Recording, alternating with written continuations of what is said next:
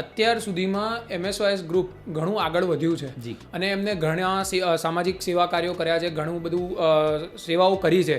તો તેમાં તમને શું લાગે છે કે આ જર્નીમાં તમને સૌથી વધારે સપોર્ટ કોનો મળ્યો છે? મને આ જર્નીની અંદર છેવાડાના ગામડા સુધીના દરેક રબારી સમાજના યુવાનો, વડીલો, આગેવાનોનો દરેક લોકોનો સપોર્ટ મળી રહ્યો છે.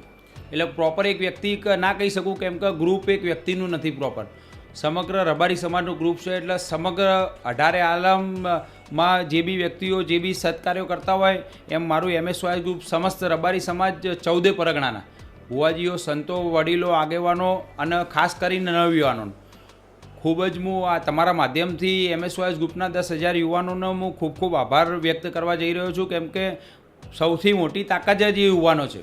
બરાબર. એમના થકી જ આજ આ પ્લેટફોર્મ ઉપર હું પહોંચી ગયો છું.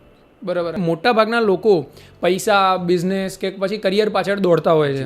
બરાબર. તમે સોશિયલ વર્ક પાછળ ગયા, તમે સમાજ કાર્ય પાછળ, સમાજ સેવા પાછળ ગયા. તો તમે એ બાજુ કઈ રીતે ગયા અને તમે સમાજ કાર્યમાં એવું શું હતું કે જે તમને ત્યાં ખેંચી ગયું? અમે કોલેજ ટાઈમથી બધા મિત્રો, સંગઠન, મારી જોડે ગ્રુપ સર્કલ કોલેજ ટાઈમથી બહુ મજબૂત હતું. હું કોલેજમાં પ્રમુખ રહી ચૂક્યો છું.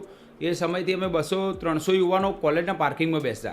તો અમે એ સમયે આ બ્લડ જે રક્તદાન કરવાની, બ્લડ બેંક કરવાનું જે એ સમયે અમને ધ્યાનમાં આવ્યું કે ભાઈ રબારી સમાજનો કોઈ બહારથી વ્યક્તિ આવે છે, તેના આ રીતના બહુ ખૂબ જ રીતે હેરાનગતિ થઈ રહી છે.